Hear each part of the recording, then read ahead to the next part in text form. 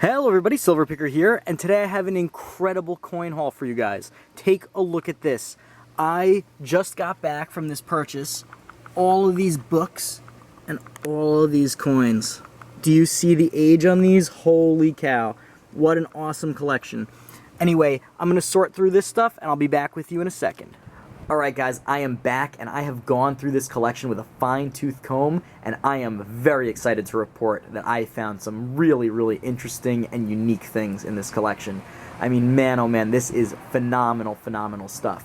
Now, I'm always happy to share with you the stuff I buy, and, you know, I frequently buy things, you know, a lot of Roosevelt Dimes and Washington quarters, maybe some Standing Liberty quarters and whatnot, and all this stuff, even though it's really exciting and fun because it's of course silver, and silver, which is phenomenal, and I get great profit margins. All those things are great, but it's kind of run-of-the-mill. You see that stuff all the time.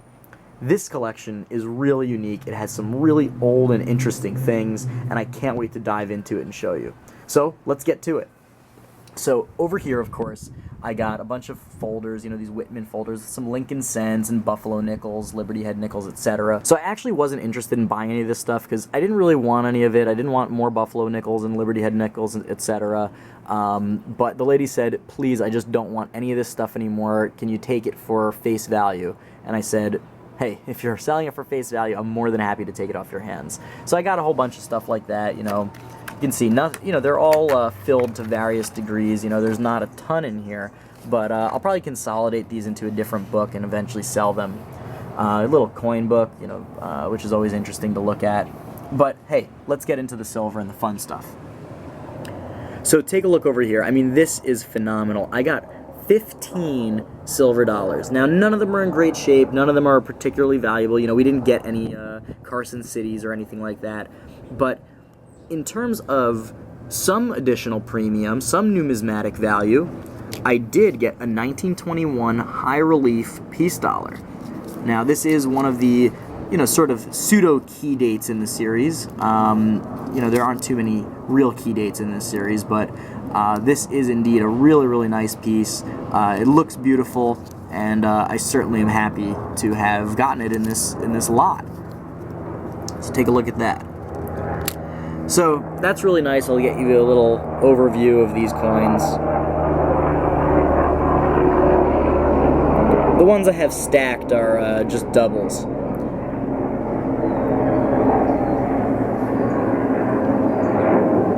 Now moving on to halves, we got a couple Walkers, a couple Franklins, a couple 90% Kennedys, and one 40% Kennedy.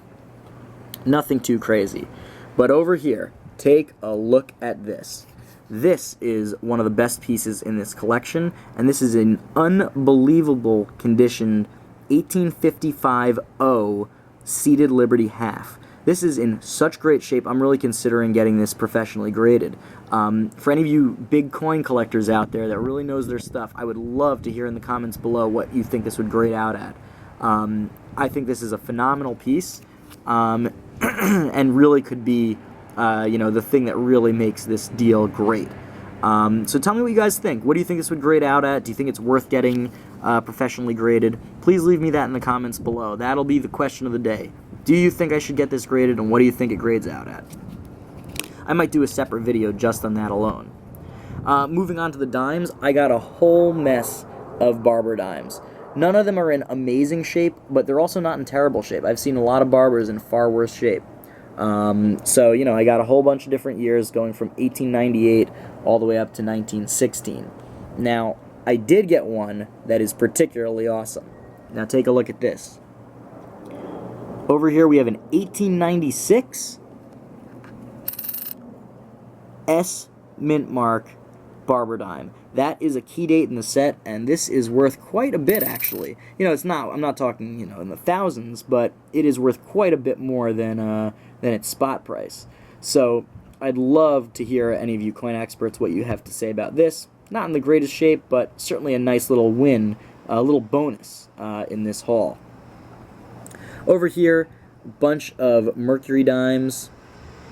I believe it's 33 Mercury dimes over here, ranging from the year 1916 all the way up to 1945. Now, if you notice, a lot of these coins, there are very few duplicates. And I have a theory. So I know that the person I bought this from, it's actually kind of a sad story. It is her grandfather's collection, and her grandfather, his house burned down a long time ago, and he was actually killed in that same fire. I know this collection was caught in that fire, and I believe that these were probably also in these kind of Whitman folder books, but due to smoke damage, water damage, or fire damage, they probably were thrown out and the coins were saved. So I suspect that these used to be in a more presentable fashion in one of these books. That's just a theory, but I think it's interesting nonetheless. Over here, of course, just a few Roosevelt Dimes, nothing too special, but certainly some nice silver. Now, I very rarely go in-depth on any of the copper stuff I buy, but then again, I very rarely get this kind of amazing copper stuff. Almost always it's just, maybe a couple Indian head cents and the rest are just wheat pennies or whatnot, but this stuff is really phenomenal. Over here, you can see I got 2, 4, 6, 8, 10, 12, 14, 16, 18, 19 large cents. Now, in my entire picking career, I've only found 2 of these large cents in the wild. You've seen those both in other videos. But here, I've shattered that record and found some really nice stuff, including, take a look at that, 1800. I mean, this coin could have been held by one of our founding fathers. I'm not even joking. 1800 for U.S. coins is obscenely old. We got 1801, 1802, 1809, 1810, 1820, sorry, it's 1822, 1829, 1931, 37, 42, 44, 45, 46. Well, I guess you guys get the point. But is that not awesome? Look at that. And some of them are in really, really great shape. I mean, it's interesting. If you look at the back on some of them, see if I can find a good example. Yeah, you can see that here, these coins, when they were put away, were in phenomenal shape. You can see that copper color, but due to the fire, everything sort of got kind of sooty. I mean, you can see what the coins were when they were put away. Man, I would have loved to get a hold of them in that condition. But I'm certainly not complaining. I mean, this is phenomenal. I did really, really well on these. Over here, I got a whole mess of Indian head cents. I mean, look at this. Almost every single year from 1864 all the way down to 1909. Now, the interesting thing is, in the early 1860s and 50s, when they first started the series, they were making these coins out of, I believe, cupro nickel, instead of bronze. And they have a totally different color to them. You can see here it's almost silverish, and different thickness. Over here I can show you that I have both versions in 1864 when they made the change. This one is the cupro nickel one, and this one is the bronze one. The bronze one is the one that we're more familiar with today. You can see the color's more familiar, and the thickness is also more familiar to you guys. Now, while we're over here, take a look at this. This is a really interesting piece. 1857 Flying Eagle cent. But take a look at that. Do you see? Right over there, it is a Clipped Planchet. This is an error coin, an 1857 Flying Eagle Clipped Planchet error coin. I mean, that is awesome. What a nice bonus. This was just thrown in the same little baggie with all of the other Indian head cents. That is great. So, other than the stuff that I'm going to put in my own private collection, all of this stuff is for sale. I'm going to keep a couple things. I'm probably going to keep this, or at least long enough to get graded. I'm going to keep all the silver dollars, but everything else really is for sale. I've been getting so many requests from you guys, if I have any silver for sale, and I'm so sorry that I always say, no, I'm out, because I keep this stuff moving really fast. I buy it and I sell it really, really quickly, other than the stuff that I keep for myself. Now, over here, Just to show you, I got also 7 silver certificates, including 1 star note. Now, these aren't too spectacular, but I never pass up an opportunity. Now, for the big reveal, you guys always want to know, what do I pay and what's it worth?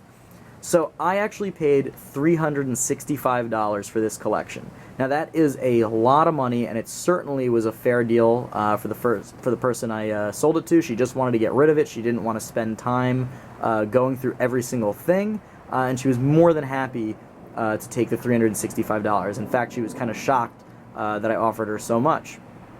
I would say, depending on, of course, what this grades out at, and depending on what I can get for some of the special things like this key date and this Clipped Planchet Flying Eagle scent, and some of these better conditioned and rarer large scents, I think I could probably swing about $500 to $600 on this deal. What do you guys think? I would love to hear what you guys think this collection is worth.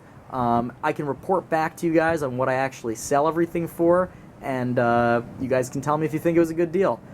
Anyway, I'm going to come back and make another video focusing more on some of these special coins, but in the meantime, I hope that you really enjoyed this. I think it was a phenomenal, phenomenal haul, and I'd love to hear your comments, questions, etc. You know, right down there in the comments box, just type something in. I'd love to hear from you. Of course, I'd love a big thumbs up, like the video, it really helps me out, and if you have not yet subscribed, please click right here, hit the subscribe button, and you'll see great new content coming out all the time. So anyway, thank you guys so much, and I can't wait till next time, and SilverPicker out.